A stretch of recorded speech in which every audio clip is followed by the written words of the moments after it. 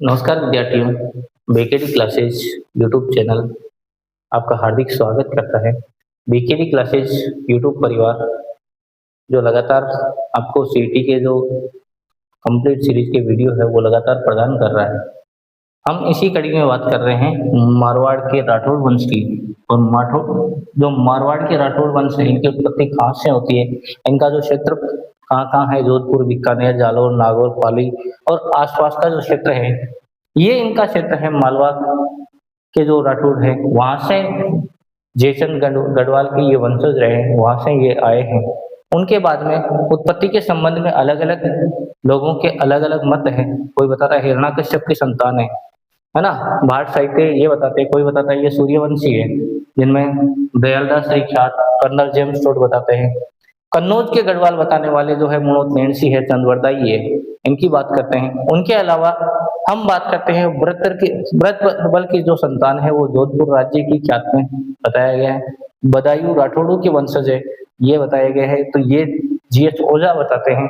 उनके बाद में राव सिंहा को हमने पढ़ा, जो राठौड़ों के आदि पुरुष है। राव सिंहा के बाद में हम बात करेंगे और जयचंद गढ़वाल के जो पौत्र थे, जिनके पिता जो है वो क्षेत्राम और माता पार्वती थी, ये हम पढ़ चुके हैं। उसके बाद में हमने पढ़ा आस्थान जी के बाद में हमने पढ़ा दुवड़ जी को। दुवड़ जी जो इनकी शक्ति का जो केंद्र था बालोतरा, है ना। कर्नाटक से ये चक्रेश्वरी माता की मूर्ति लेकर आते हैं, जिनको नागाना गांव में स्थापित करते हैं, और ये आगे चलकर नागणेची माता के नाम से जानी जाती है, जो राठौड़ की कुल देवी के रूप में प्रसिद्ध होगी। उनके बाद में हम लगातार कर रहे हैं प्रतिहारों से संघर्ष करने का उनका जो। उसके बाद में राव चूड़ा के बाद में हमने पढ़ा राव रणमल के बारे में, जो मेवाड़ के इतिहास में भी अपनी महत्वपूर्ण भूमिका निभाते हैं। और राव रणमल के बाद में हम कई सारे शासकों के बारे में अध्ययन कर चुके हैं, जैसे राव जोधा के बारे में हमने पढ़ा, राव गंगा के बारे में हमने पढ़ा। राव जोधा और राव गंगा का जो कंप्लीट उनके पुत्रों का जो वर्गीकरण हम पढ़ रहे थे, उन्हीं के जो आगे उनको विस्तृत करते हैं, उनमें हमने राव शांतलदेव पढ़ा, राव गंगा पढ़ा। और राव गंगा के बाद में हम बात करने वाले हैं अभी, उसके बाद में हम पढ़ चुके थे राव मालदेव को। राव मालदेव जो गिरी सुमेल युद्ध शेरशाह सूरी से करते हैं, उनके बाद में हरमाड़ा का जो युद्ध है वो भी लड़ते हैं उदय सिंह के साथ। उसके बाद में हम लगातार एक एक को पढ़ रहे हैं। आज हम बात कर रहे हैं राव चंद्रसेन की।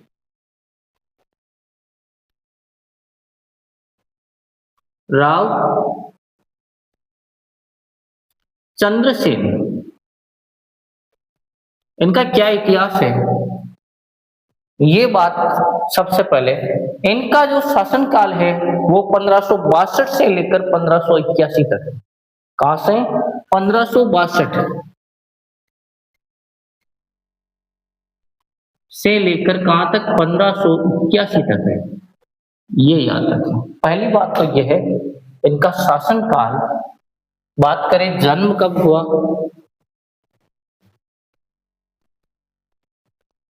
पिता कौन थे, मृत्यु कब हुई, है ना, वो सारी चीजें। माता कौन, जन्म, मृत्यु,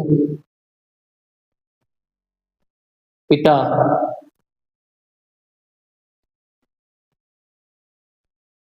माता, है ना, सारी कंप्लीट चीजों के रूप में हम पढ़ेंगे। उसके बाद में इनकी उपाधियां कौन कौन सी है, तो उपाधि की बात करेंगे।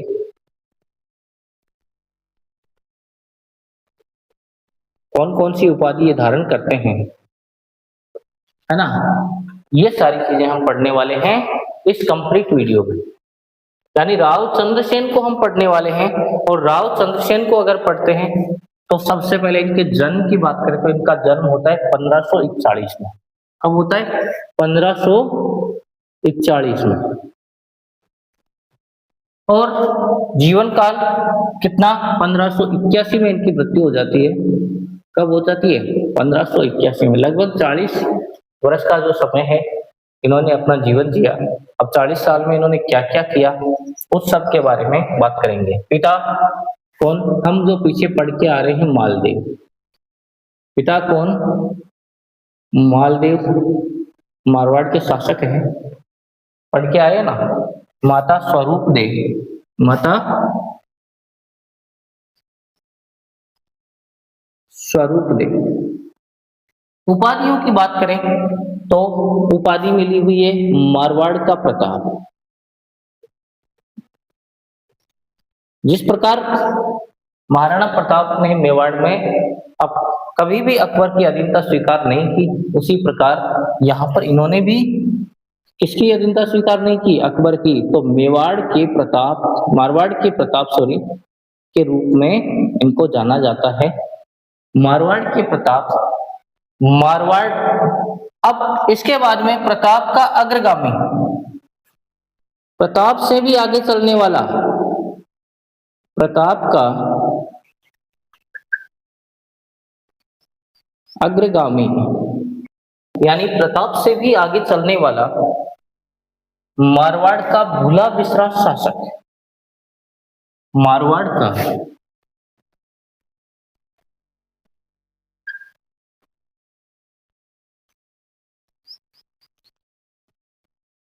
का भूला बिसरा शासक।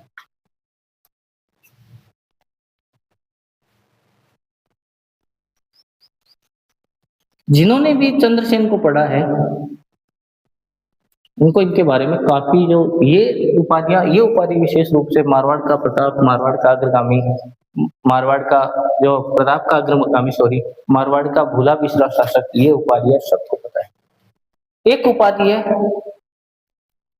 The forgotten hero of Marwar. The forgotten hero of Marwar यानी मारवाड़ का भूला बिसरा शासक ही कहलाता है। तो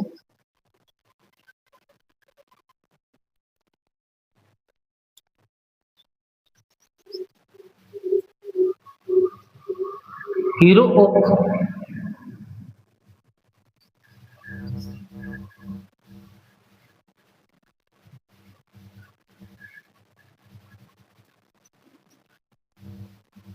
चंद्रसेन को ये उपाधि किसने दी?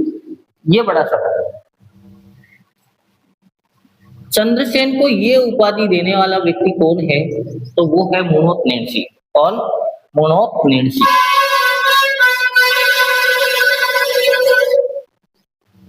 मोनोत नेन्सी। मोनोत नेन्सी। ठीक है। अब बात करें कि जागीर कौन कौन सी थी इनके पास में, है ना? उस समय कौन कौन सी जागीर थी जहां पर इन्होंने शासन किया? तो इनके पास में दो जागीर थी, एक तो सिवाना और दूसरी बिलासपुर। जागीर की बात करें कौन कौन सी जागीर थी, तो एक तो थी सिवाना और दूसरी थी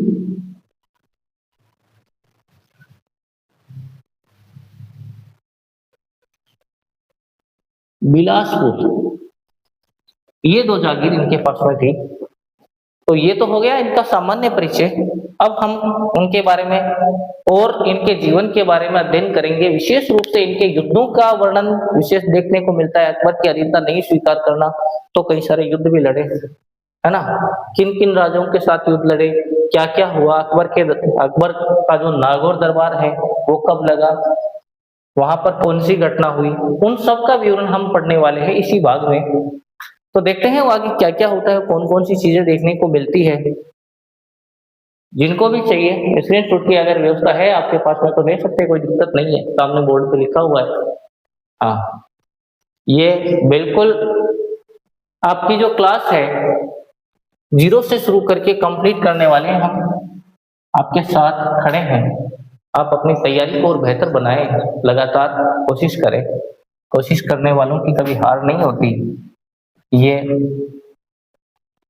जो है हरिवंश राय बच्चन की पंक्तियां हैं कि एक चींटी जो है वो दाना लेकर चलती है, जब जब दीवार पे चढ़ती है फिसल जाती है, एक बार नहीं लगातार सैकड़ों बार फिसलने के बाद भी वो क्या करती है, अपना जो प्रयास है वो नहीं छोड़ती है, और जब प्रयास नहीं छोड़ती है तो उसका परिणाम उसे सफलता के रूप में मिलता है। तो आप अपना प्रयास न छोड़ें। हम बात करेंगे इनके युद्धों की। जो युद्ध है वो लोहावट का युद्ध है। कौन सा युद्ध है? लोहावट का युद्ध। लोहावट नामक स्थान पर लड़ा गया युद्ध है, और ये कहाँ पर है? ये फड़ौदी में। कहाँ पर है? तो ये फड़ौदी में है। फड़ौदी में है। और ये युद्ध किन के बीच में हुआ? ये युद्ध दो व्यक्तियों के बीच में हुआ, जिनमें एक तो बात करते हैं राव चंद्रसेन की। राव चंद्रसेन व उनके साथ में युद्ध करने वाले कौन थे? राव उदय सिंह। कौन? राव उदय सिंह के मध्य।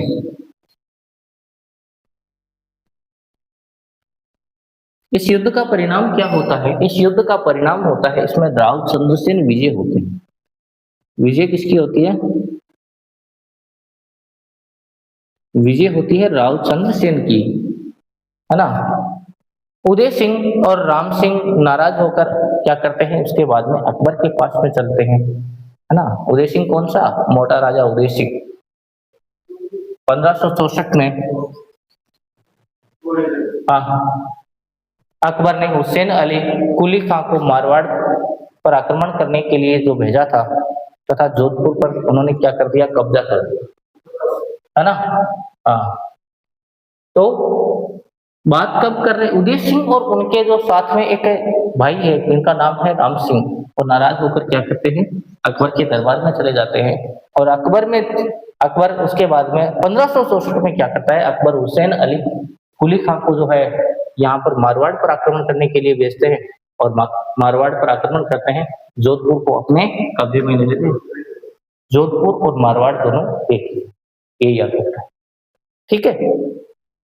तो कौन कौन नाराज होकर कौन चला जाता है? उदय सिंह। उदय सिंह व और कौन है उदय सिंह के साथ में? राम सिंह। उदय सिंह के साथ राम सिंह क्या करते हैं? नाराज हो जाते हैं, और नाराज होकर कहाँ चले जाते हैं? नाराज होकर चले जाते हैं अकबर के पास। किसके पास? अकबर के पास।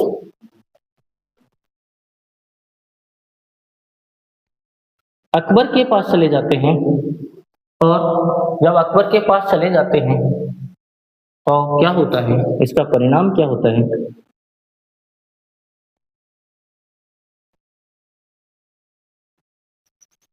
परिणाम ये होता है, कौन? उदय सिंह। कौन? मोटा राजा उदय सिंह। मोटा राजा उदय सिंह की बात हो रही है, यही उदय सिंह है जो युद्ध करते हैं। राव उदय सिंह की बात करते हैं। कब की बात है? ये बात है 1564 की। कौन सी घटना होती है 1564 में? 1564 में घटना होती है, तारीख कौन सी सन की बात है? 1564 की है, में अकबर ने, किसने?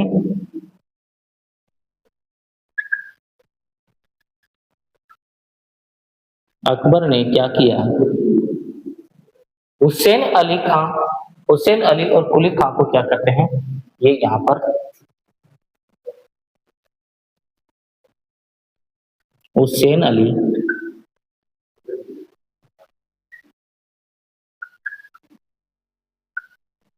कुली खां, है ना। हाँ, को मारवाड़ पर आक्रमण करने के लिए भेजते हैं।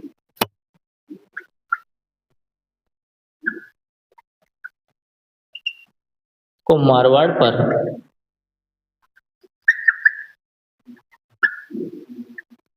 आक्रमण करने के लिए भेजा।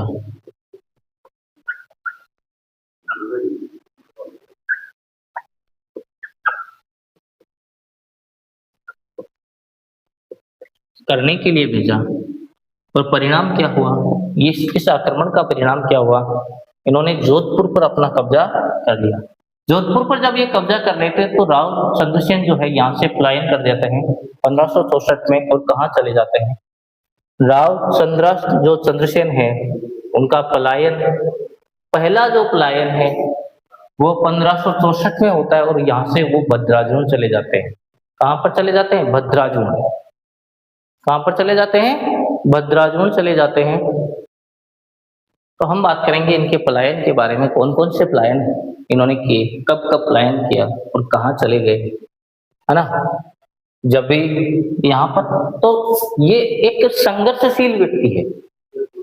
इनके शासनकाल में इनका जो खुद का जो है, जो इनके भाई बंधु है वो भी इनका साथ नहीं देते हैं। तो ऐसी स्थिति में कहाँ दे रहे हैं, देखो उदय सिंह, मोटा राजा उदय सिंह और उसके साथ में राम सिंह दोनों क्या करते हैं, अकबर के पास चले जाते हैं। अकबर यहाँ पे सेना भेजता है हुसैन अली कुली खां के साथ में, है ना, और ये क्या करते हैं, मारवाड़ पर आक्रमण करते हैं और जोधपुर को अपने कब्जे में ले लेते हैं, यानी मारवाड़ को ये जीत लेते हैं। और इसके बाद में क्या होता है, इसी समय इनको यहाँ से जाना पड़ता है ना।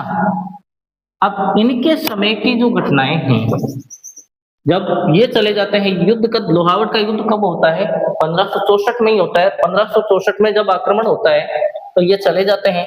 तो पहला जो पलायन है, 1564 में ही क्या होता है, इनका पहला पलायन होता है 1564 में।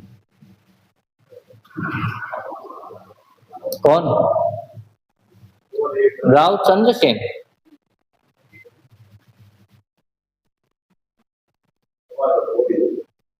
भद्राजुन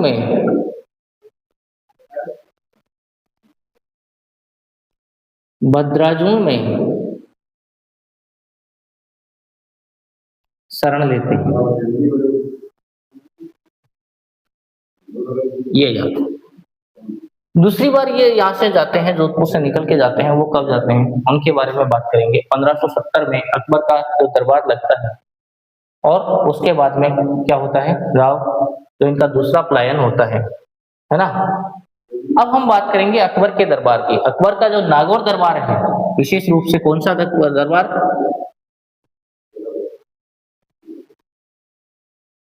अकबर का नागौर दरबार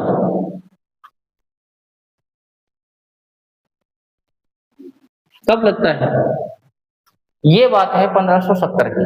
कब की, अकबर का जो नागौर दरबार है वो कब लगता है, 1570 में लगता है। रिजल्ट क्या आता है इसका, इस दरबार में अनेक राजाओं ने अकबर की अधीनता स्वीकार की थी। पहली बात तो ये क्या होता है,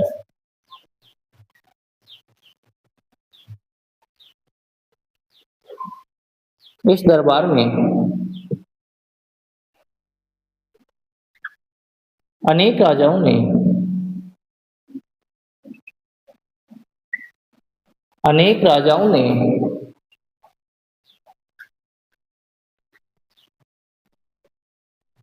अकबर की अधीनता स्वीकार की। क्या किया, अधीनता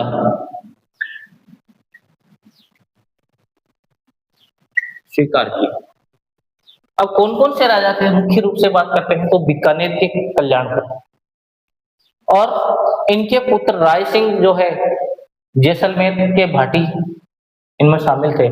बीकानेर के कल्याणमल और उनके पुत्र जो यहाँ पे नागौर का जो दरबार होता है उस दरबार में अधीनता स्वीकार करते हैं। इनके साथ में कौन स्वीकार करता है, जो विशेष रूप से जैसलमेर के जो भाटी है वो यहाँ पे अधीनता स्वीकार करते हैं।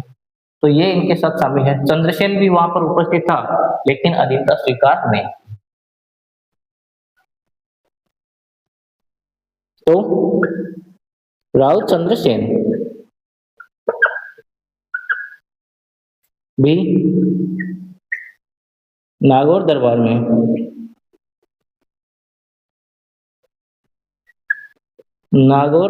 में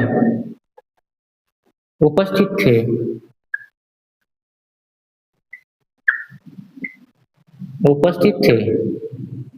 पर अधीनता स्वीकार नहीं की। क्या नहीं किया, अधीनता स्वीकार नहीं की, ये ध्यान रखना है।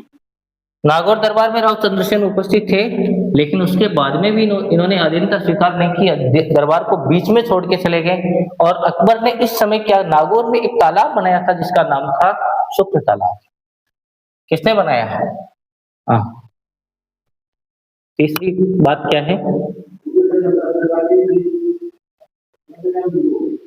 अकबर ने इस समय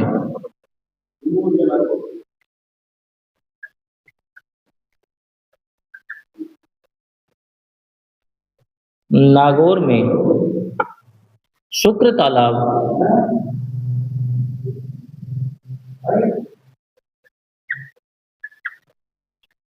का निर्माण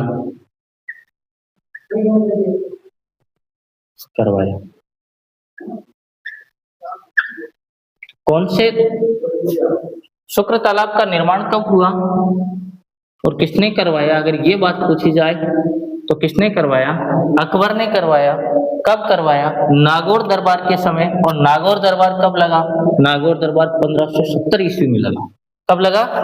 1570 ईस्वी। और कौन कौन सी घटनाएं होती है इस काल में? इस काल में आपको देखने को मिलता है, इस समय अकबर के जो दरबार में कई राजाओं ने क्या किया, अधीनता स्वीकार कर ली थी इनकी, अकबर की। लेकिन इस दरबार में राव चंद्रसेन उपस्थित हुए थे। ऐसी नहीं है कि वो गए नहीं थे, दरबार में गए थे, लेकिन उन्होंने क्या नहीं किया, अधीनता स्वीकार नहीं की और दरबार को बीच में छोड़ के चले गए। ये विशेष ध्यान देने योग्य बात है कि दरबार को बीच में छोड़ के चले गए, फिर भी इन्होंने यहाँ पर अधीनता स्वीकार नहीं की। किसी कवि ने लिखा है, बहुत शानदार पंक्तियां हैं। वो कहता है कि स्वतंत्रता क्या, स्वतंत्रता कोई आसान वस्तु नहीं है। इसको प्राप्त करने के लिए कई लोगों ने अपनी जवानी बर्बाद कर दी है। स्वतंत्रता कोई आसानी से मिलने वाली वस्तु नहीं है। इसको प्राप्त करने के लिए कई लोगों ने अपनी जवानी बर्बाद कर दी है। अगर देखना है तो राव चंद्रसेन और महाराणा प्रताप को देखिए, जिन्होंने राजस्थान की धरती को जिंदा रखा है। और इस राजस्थान की धरती को स्वाधीनता का पाठ पढ़ाने वाले जो व्यक्ति है वो राव चंद्रसेन और महाराणा प्रताप है। ये तो राजस्थान की धरती है, क्या कहना है इसको है? नागौर दरबार के बाद अकबर ने 1571 में क्या कर दिया? जब नागौर दरबार बीच में छोड़ के चले गए, ये कौन? राव चंद्रसेन। कौन छोड़ के चले गए? राव चंद्रसेन। अरे जो कोई बीच में छोड़ जाते रहे दरबार राजा को, तो राजा तो रीस आई थी और गुस्सो जायज है, और गुस्सो बहुत खतरनाक वालो आएगो, परिणाम कहीं योगी को अब देखो, है ना? हाँ, देख लो, आराम से स्क्रीनशॉट ले लो, वापिस पढ़ने में आसानी होगी। जब भी रिवाइज किया जाता है तो पहले वो सारी चीजें जो हमने पढ़ रखी है, कई बार ऐसा क्या होता है कि जो चीजें हमने पढ़ रखी है वापस मिलना मुश्किल हो जाती है, वो छूट जाती है। तो इसके लिए एक मेमोरी के रूप में आप स्क्रीनशॉट लेते हैं, तो दोबारा जब भी जरूरत हो एक बार दोबारा आराम से पढ़ा जा सकता है। हम बात करेंगे नागौर दरबार के बाद की। नागौर दरबार के बाद क्या हुआ उसकी बात करेंगे, कौन कौन सी घटनाएं हुई उस पर चर्चा करेंगे, है ना? नागौर दरबार के बाद में क्या हुआ? अकबर ने 1571 में, कब? 1571 में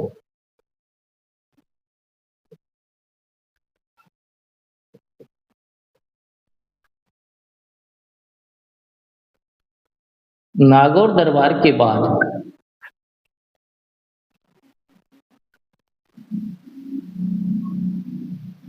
राव चंद्रसेन पर, इस पर राव चंद्रसेन पर जो कहाँ थे, वो भद्राजुण में थे। कहाँ पर थे? यहां से भद्राजुण गए थे ना, भद्राजुण में, भद्राजुण पर क्या करते हैं, आक्रमण।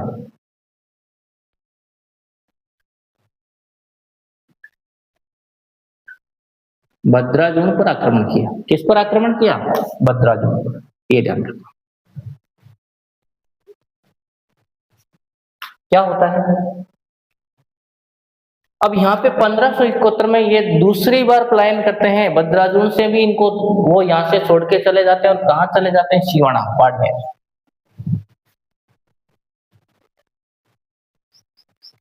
1571 में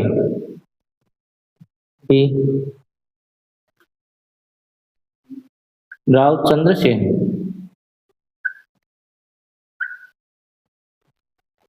भद्राजुण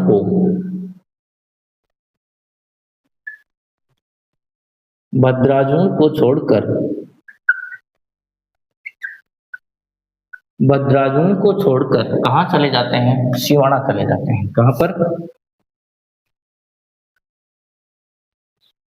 सिवाना चले जाते हैं। देखो दो पलायन है, दो बार पलायन किए हैं। पहले दो पलायनों की बात करते हैं, कब कब पहला पलायन, कब, है ना,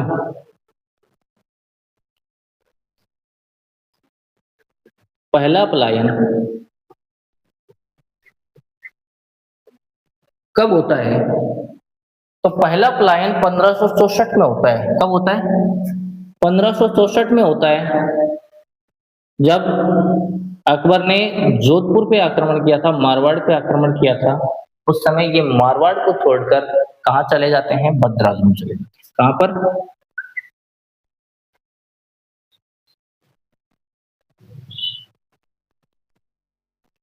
भद्राजुण चले जाते हैं। और दूसरा पलायन की बात करें, दूसरी बार पलायन कब किया, तो ऊपर है, हाँ, दूसरा पलायन इनका कब होता है, दूसरा पलायन होता है 1571 में। कब होता है, 1571 में। कहाँ चले जाते हैं, सिवाना। कहाँ चले जाते हैं, सिवाना। तो ये दो पलायन हैं इनके, इनके बारे में बात करेंगे, है ना। उसके बाद में क्या किया, देखो जब भी अकबर ने इनका पीछा प्रताप की तरह किया है, इस प्रकार महाराणा प्रताप का पीछा किया, उसी प्रकार से इनका भी पीछा किया है। क्योंकि राजस्थान के दो ही ऐसे राजा थे जिनको अकबर का जो जीतने का सपना था वो अधूरा रह गया। 1576 में अकबर ने क्या कर दिया, सिवाना पर भी आक्रमण कर दिया। कब, 1576 में। 1576 में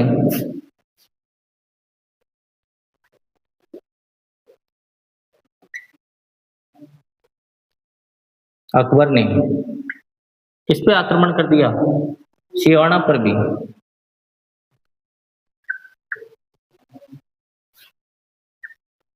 सिवाना पर भी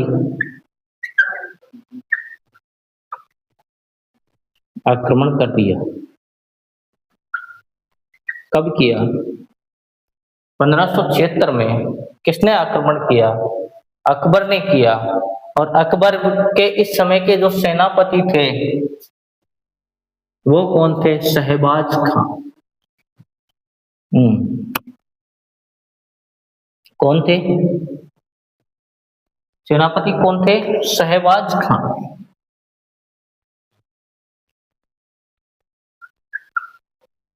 शाहबाज खां है, शहबाज खां क्या है, हाँ शाहबाज खां है ना। अब यहाँ पे जो आक्रमण हो जाता है, उसके बाद में चंद्रसेन जो है 1576 में जो आक्रमण झेलते हैं, और उसके बाद में क्या किया, 1589 में चंद्रसेन ने वापिस पुनः सोजत पर पुनः अधिकार कर लेता है। अब की बार चंद्रसेन भारी पड़ेगा, है ना। कब, 1576 में ये आक्रमण करते हैं। उसके बाद में कौन कौन सी घटनाएं होती है उस पर विचार करेंगे। एक बार आप देखें, स्क्रीनशॉट ले लें, लगातार चीजें आपको मिल रही है कंटिन्यू।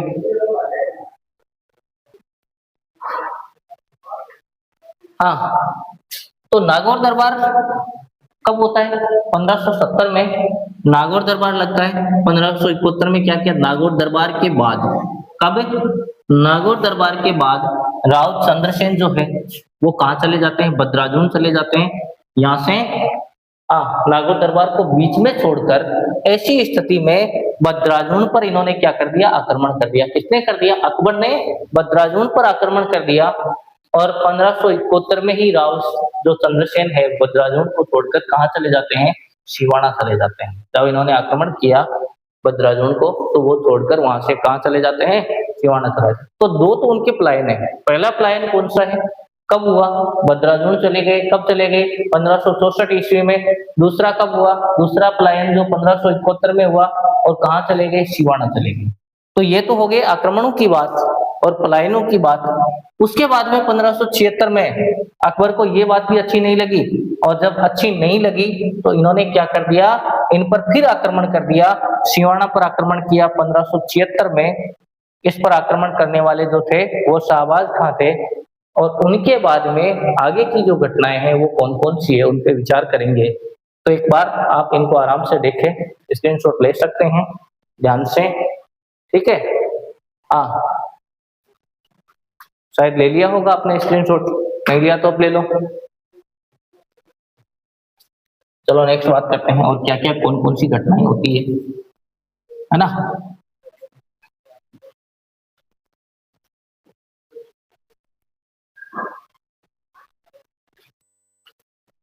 अब बात करेंगे हम 1579 की, यानी 1579।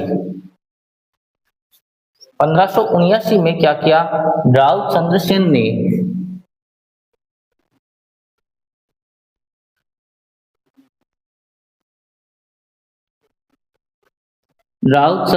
ने क्या कर दिया? सोजत पर पुनः अधिकार कर लिया। सोजत कहाँ है? सोजत पाली में है क्या? नहीं, सोजत पर पुनः आक्रमण नहीं किया, अधिकार कर लिया।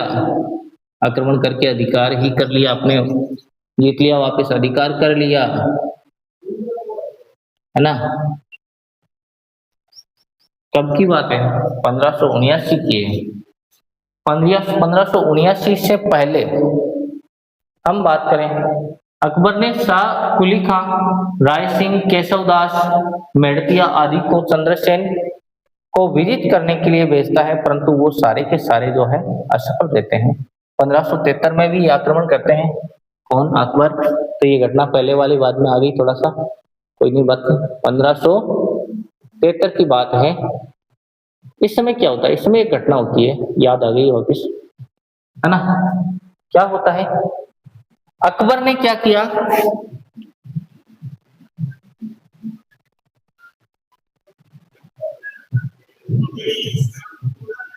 अकबर ने कुछ लोगों को भेजा।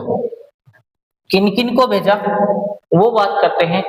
तो एक तो कुली खां को, शाह कुली खां को भेजा। किसको?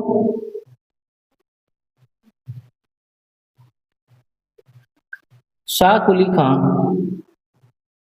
और कौन थे? शाह कुली खां के साथ में कौन थे? राय सिंह,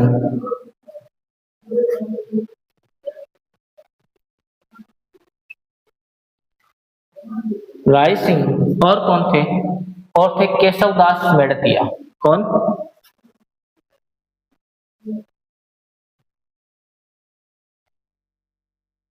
केशवदास मेड़तिया।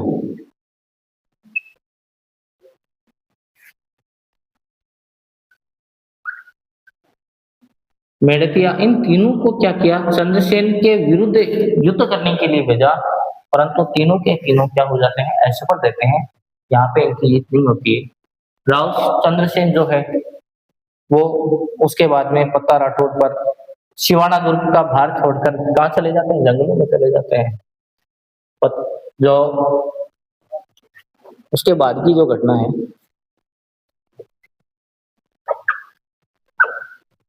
राव चंद्रसेन, मैंने कहा ना दूसरा प्लान है, 64 की बात हो रही है ना, नहीं 71 की। क्या हुआ? राव चंद्रसेन जो है पत्ता राठौड़ को क्या करते हैं, सिवाना दुर्ग का भार उन पे छोड़ देते हैं, सिवाना दुर्ग पर उनको की जिम्मेदारी उन पे छोड़ देते हैं और ये कहाँ चले जाते हैं, ये जंगलों में चले जाते हैं।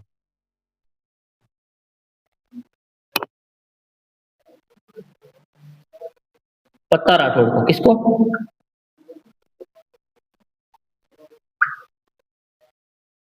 पत्ता राठौड़ को क्या करते हैं, सिवाना दुर्ग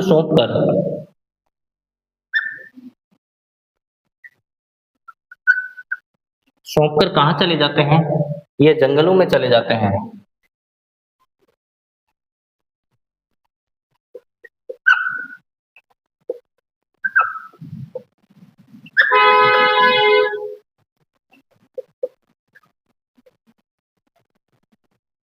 सिवाना दुर्ग किसके भरोसे छोड़ते हैं, किसको सौंपते हैं, पत्ता राठौड़ को सौंपते हैं। इनको सौंपकर ये क्या करते हैं, जंगलों में चले जाते हैं।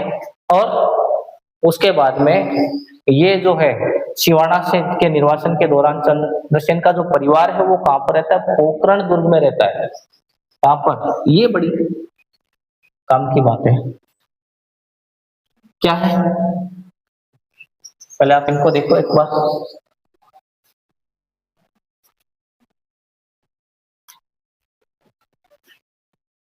सिवाना दुर्ग से निकलने के बाद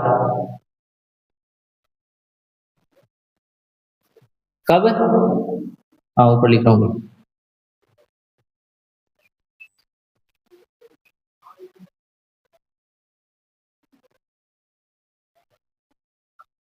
सिवाना दुर्ग से निकलने के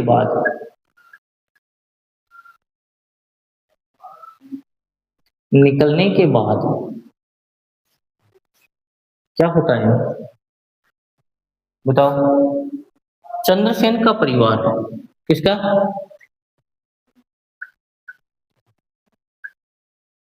चंद्रसेन का परिवार, किसका परिवार, चंद्रसेन का परिवार कहां पर शरण लेता है, तो पोखरण दुर्ग में शरण लेता है और पोखरण दुर्ग में रहता है। पोखरण दुर्ग में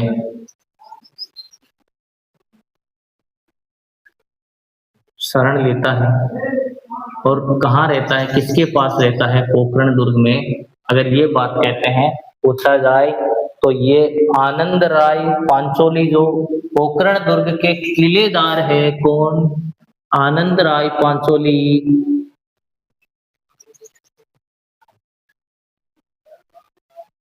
आनंद राय पांचोली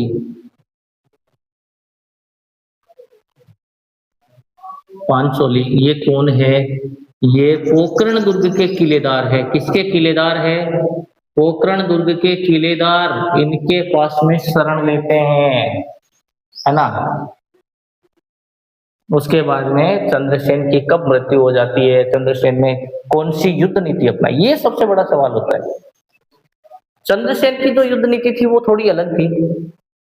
जैसे महाराष्ट्र के जो शासक रहे, कौन, शिवाजी महाराज, छत्रपति शिवाजी, उनकी जो युद्ध नीति थी वो युद्ध नीति इन्होंने अपनाई। उस युद्ध नीति से इन्होंने युद्ध किया अकबर के साथ में और परिणाम हमेशा इनके पक्ष में रहा। तो ये थोड़ी इंपॉर्टेंट बात हो जाती है कि कौन सी युद्ध नीति अपनाई। एक बार आप स्क्रीनशॉट लेना चाहे तो ले सकते हैं, बिल्कुल सारी चीजें कंप्लीट आपको मिलेगी, है ना।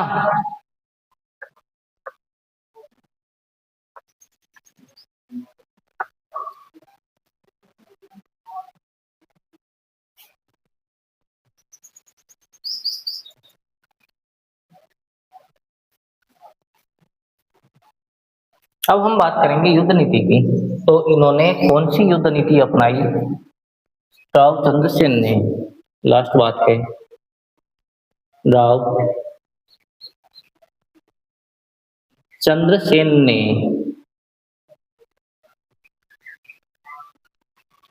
छत्रपति शिवाजी महाराज की तरह अब आपको याद हो जाना चाहिए कि छत्रपति शिवाजी महाराज की युद्ध नीति कौन सी थी। ये बड़ा सवाल है। शिवाजी महाराज की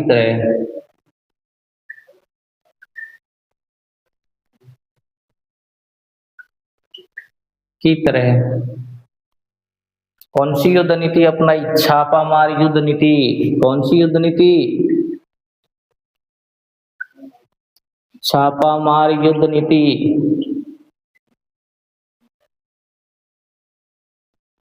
युद्ध नीति का प्रयोग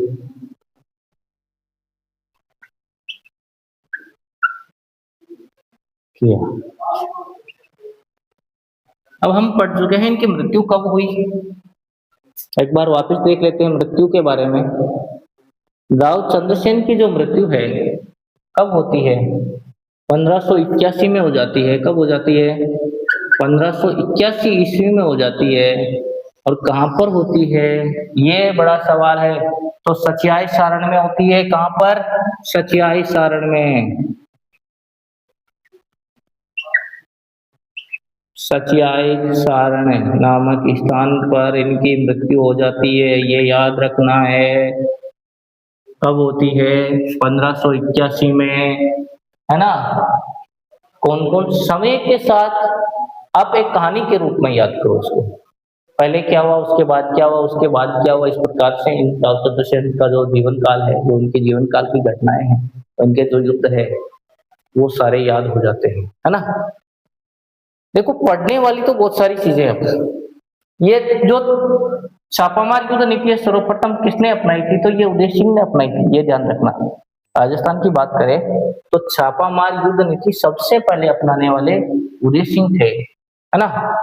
हाँ, उसके बाद में हम कल पढ़ेंगे मोटा राजा उदय सिंह को। आज के लिए बस इतना ही। पढ़ते रहिए, हंसते रहिए, मुस्कुराते रहिए।